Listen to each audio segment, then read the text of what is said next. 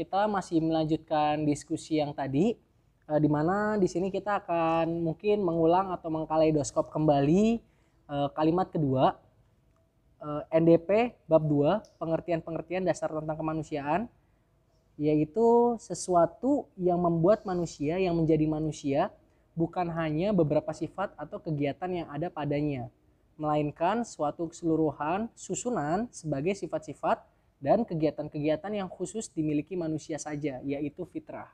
Oke. Ya, berarti kalau misalnya kita amati ya per kalimat ini, satu kalimat panjang banget ya. Sebetulnya bisa dibagi beberapa kalimat. Nah, sesuatu yang membuat manusia menjadi manusia, ya berarti ada sesuatu yang hanya khas manusia, yang harus dipakai saat manusia hidup agar dia menjadi manusia. Artinya, kalau sesuatu itu tidak dipakai manusia saat dia hidup, maka manusia hidup itu sebetulnya bukan manusia.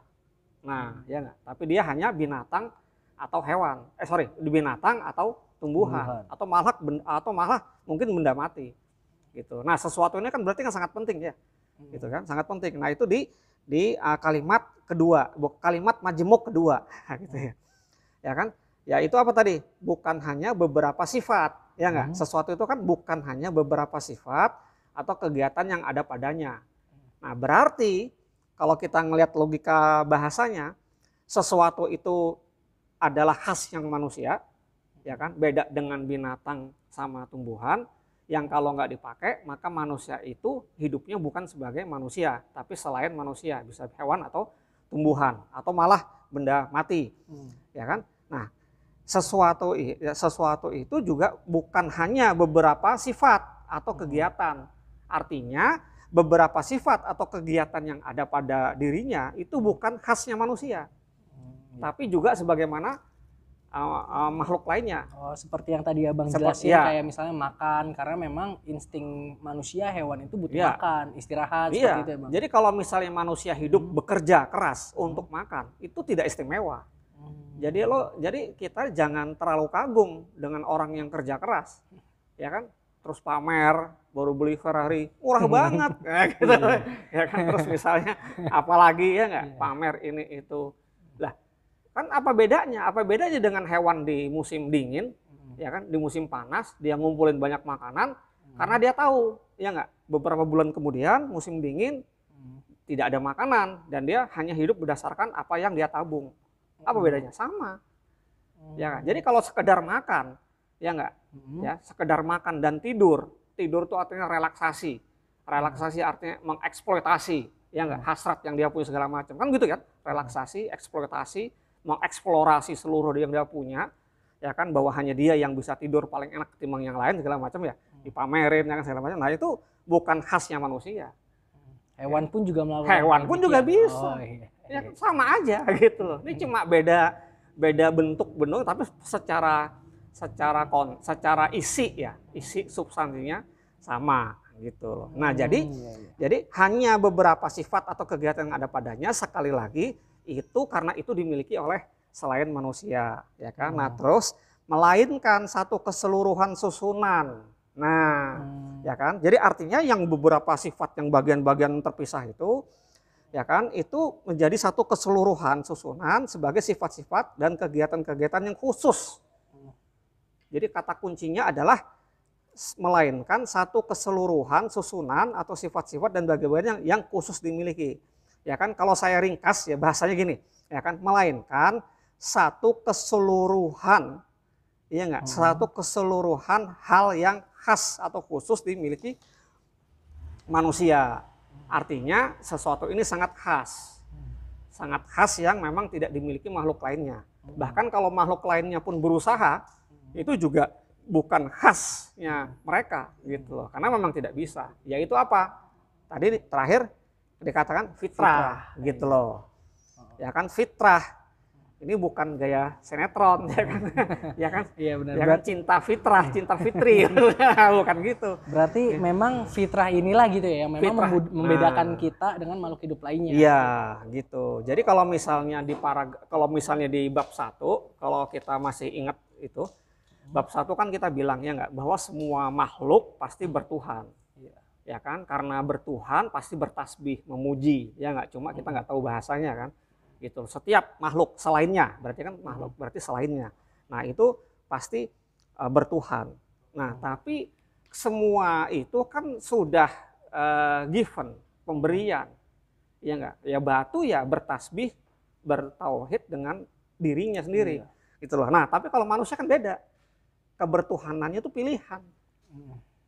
Gitu loh, ya enggak? Jadi meskipun kita secara kodrati sama dengan benda, dengan batu, ya enggak, tuh pohon sama binatang, secara kodrati untuk bertuhan dan pasti ya nggak bisa lepas, ya kan? Nah itu kita masih bisa menjaga jarak, memilih.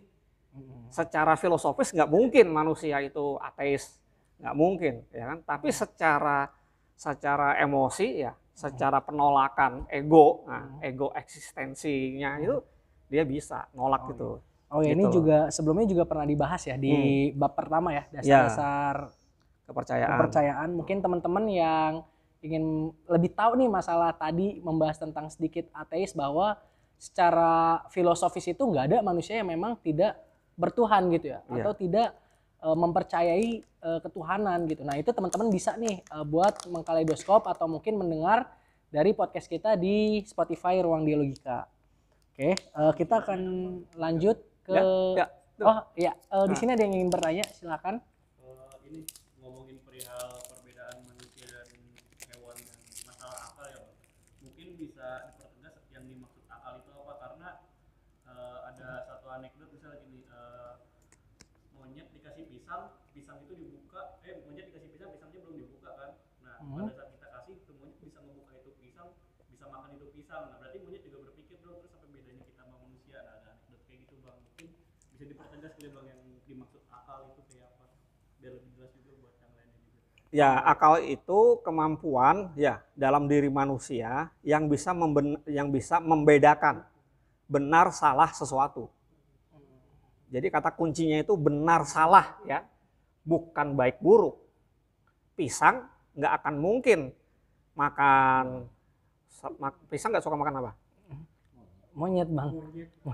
Monyet nggak akan, kebalik. Iya. Monyet berarti lo denger kan gitu ya? Ya kan? Berarti nyimak nih Makanya teman-teman, nyimak. berarti teman-teman Ya nyimak. kan? Iya. Nah, monyet tuh nggak suka makan apa monyet? Monyet nggak suka apa ya? Nggak suka makan cabai kayaknya sih Bang monyet. Nah, nggak suka makan Iya. cabai. Nah, cabai itu bukan masalah benar atau salah. Cabai itu masalah baik, baik atau buruk. Baik itu artinya enak bagi binatang atau tumbuhan. Buruk tuh artinya nggak enak. Gitu loh. Ya kan? Jadi yang dipilih monyet tadi itu bukan karena kemampuan dia memilah gitu loh. Ya kan? Pisangnya apa? Santet bukan. Pisangnya tuh disantet, kan karena tadi iklannya. Nah itu bukan, enggak. Ini dikasih air, airnya nih dari mana ini, ya enggak? Yang ada manis-manisnya atau yang dari pegunungan, nah gitu loh, ya kan? Padahal sama juga, ya enggak? Dari tempat yang sama, cuma mereknya dibedain, gitu loh. Sama dikasih gimmick Bang. Ya kasih gimmick gitu loh, biasa korporasi, ya kan gitu ya. Nah tapi artinya gini, jadi artinya kemampuan membedakan benar dan salah itu berarti ada daya inteleksi, ada nalar, ada sesuatu yang dipikir, ada yang dia bayangkan abstraksinya. Kalau hewan lain enggak, gitu. Mungkin ya sih, saya juga pernah dengar gitu Bang, permasalahan baik dan buruk ya. Itu kan juga berkaitan dengan ujung-ujungnya pada norma ya, di mana manusia itu bisa melihat sesuatu hal itu berdasarkan konsekuensi dari apa yang dia ambil, dan mungkin hal itu yang tidak bisa dilakukan oleh binatang gitu kan ya Bang? Iya, tapi nanti itu ada bahasan lain ya. Masalah baik, buruk dan di norma, ya enggak? Itu nanti bisa ditanya lagi lebih dalam, ya enggak? Berarti nilai yang dimiliki manusia itu apakah dibentuk masyarakat atau sudah bawaan? Nanti malah melebar lagi nih kan gitu ya. Iya. Misalnya mencuri itu sebetulnya nilai yang sudah ada pada diri manusia, bahwa manusia tidak suka dizolimi, ya enggak? Itu bawaan atau karena buatan dari buatan masyarakat itu sendiri, ya enggak? Karena pengetahuan yang dikasih, dikondisikan. atau diberikan oleh masyarakat. Dah, kayaknya mungkin break dulu. Oke. Berarti mungkin sebelum kita break nih, Nah, sebelumnya. tadi pengen menjelaskan lagi pertanyaan dari teman kita Ya. bahwa apa sih bedanya akal yang dimiliki oleh manusia itu, karena tadi itu kan anekdotnya atau mungkin mengambil contohnya itu monyet aja dikasih pisang dibuka dulu gitu. Nah di sini pembahasannya itu adalah bukan masalah suatu hal yang baik dan yang benar gitu. Bukan masalah Bukan. monyet tidak bisa membedakan benar dan salah. Iya, Ya nggak, monyet hanya bisa membedakan baik, baik dan buruk. artinya nyaman, enak, ya nggak, dan buruk. Buruk tuh jelek, bahaya, nah kan gitu ya, berisiko, nah gitu. Berarti akal yang tadi dimaksud, bukan akal ya, kita tidak bisa menyebutnya itu adalah akal kan, itu sama aja insting gitu kan. Bagaimana monyet itu makan makanannya dia dengan cara yang benar gitu kan ya, Ya, Bang? jadi kemampuan insting atau nalar, kalaupun ada nalar, itu cuma di atas hewan, tapi sama sekali tidak bisa dibandingkan dengan manusia. Dengan manusia. Gitu. Oh iya, oke. Mungkin seperti itu teman-teman di kajian part kedua kita. Mungkin nanti akan kita break sebentar dan akan kita lanjutkan lagi. Terima kasih sebelumnya.